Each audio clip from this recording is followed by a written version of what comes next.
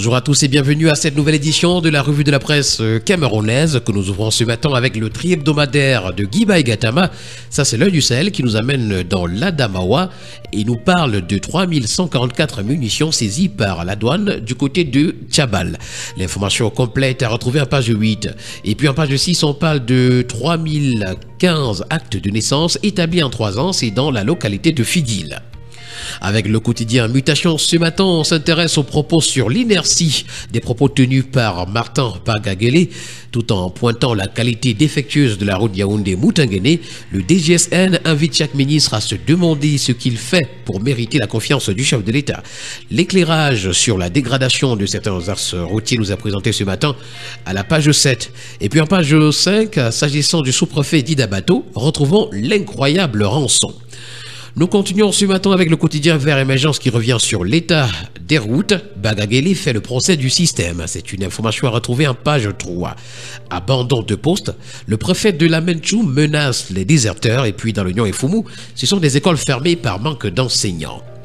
Le quotidien L'Info à chaud pour sa part ce matin emboîte le pas à ses prédécesseurs en revenant sur la dégradation de l'axe routier Yaoundé-Moutanguéné. Le DGSN dégaine sur le MINTP, pouvons-nous lire ce matin à la grande une. Et s'agissant d'autres informations à retrouver ce matin dans les colonnes du quotidien L'Info à chaud, intimidation permanente, menaces physiques et psychologiques sur les militants du MRC par les élites du RDPC paniqués à l'idée de perdre le pouvoir. Le MRC tient à protester solennellement une fois de plus. Également, réaction à la suite du coup de gueule du DGSN sur l'axe routier Yaoundé-Moutanguéné, c'est Jean-Robert Wafo, sénatcom du FCC, qui salue le courage de dénoncer l'inertie, même quand on fait partie de la même équipe. Toutes ces informations ainsi que bien d'autres, vous les aurez en parcourant les colonnes du quotidien L'Info à chaud. La voix du consommateur revient sur les routes en piteux état au Cameroun. Le DGSN verbalise le MINTP. Martin Bagagele, délégué général à la Sûreté nationale, a créé la surprise en critiquant ouvertement l'état des routes nationales, remettant directement en cause la gestion du ministre des Travaux publics, Emmanuel Nganoudou Messi. Une déclaration publique qui rime avec l'exaspération des citoyens face à ce qui est indexé comme l'inaction des pouvoirs publics face à l'épineux problème de l'entretien du réseau routier national. Voilà le commentaire que fait pour nous ce matin à la page 3, la voix du consommateur.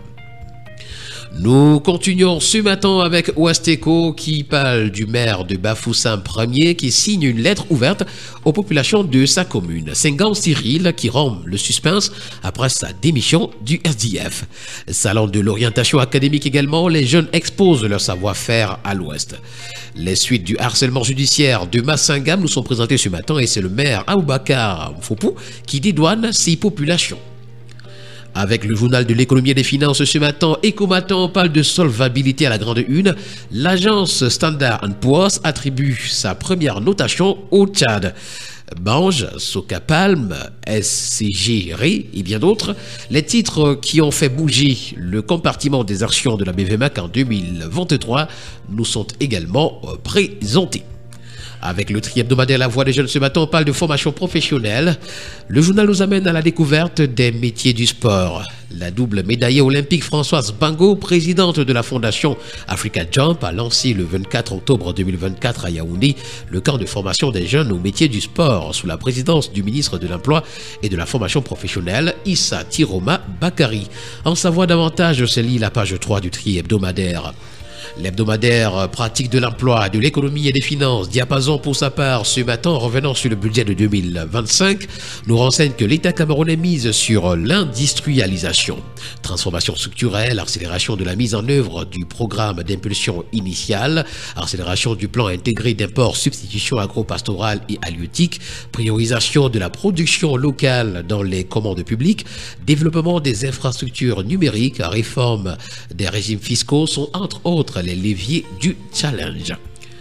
Nous parlons santé ce matin avec le quotidien Éco-Santé. Rentrée académique à lire à la grande une ce matin. La relève médicale camerounaise se forme à la faculté de médecine de Yaoundé.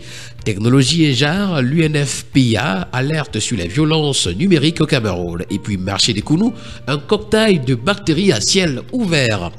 Nous continuons ce matin avec l'hebdomadaire Expression économique qui revient sur le budget de 2025 et nous fait savoir que Paul Biya fixe les nouvelles orientations. Le document d'une vingtaine de pages fixe le cap, précise les modalités du budget de l'État au cours de l'année prochaine. Le tri-hebdomadaire Le Témoin ce matin revient sur le concours Mine Santé pour les écoles de formation. Un autre sans faute pour le docteur Manaouda Malachi nous a présenté ce matin. On parle d'entretien des routes nationales ce matin avec le quotidien Le Messager qui s'interroge à sa grande une. Est-ce l'héritage empoisonné? Le quotidien nous présente ce matin à sa page 3 une enquête sur les réseaux routiers dégradés. Écrasés par le poids de l'âge des chaussées et le manque d'intervention, mais en panne de financement. Nous continuons ce matin avec le quotidien Nouvel Horizon qui parle de sécurité des frontières comme un défi régional. Martin Bangagele, délégué général à la Sûreté nationale, lance son appel à la coopération régionale pour renforcer la sécurité routière. Nous allons terminer ce matin avec le quotidien d'information républicaine. Ça, c'est le drapeau qui parle du personnel chercheur. Et le président Paul Biya revalorise donc les primes. Le président de la République, Paul Biya, a promulgué le 29 octobre 2024 un décret définissant les montants et modalités de paiement des primes pour le personnel chercheur des instituts de recherche publique. Ce décret introduit des primes mensuelles pour la recherche variant de 90 000 à 140 000 francs CFA et pour la technicité allant de 30 000 à 50 000 francs CFA. Il abroge les anciennes dispositions, affirmant ainsi l'engagement du gouvernement à valoriser le travail des chercheurs et à promouvoir le développement scientifique. Voilà qui met en terme à cette sortie de la revue de la presse camerounaise. Merci chers auditeurs d'avoir été des nôtres ce matin. Au plaisir de vous retrouver très prochainement pour une nouvelle édition. D'ici là, portez-vous bien et surtout n'oubliez pas qu'acheter un journal, c'est participer à l'édification d'une société libre et transparente au Cameroun.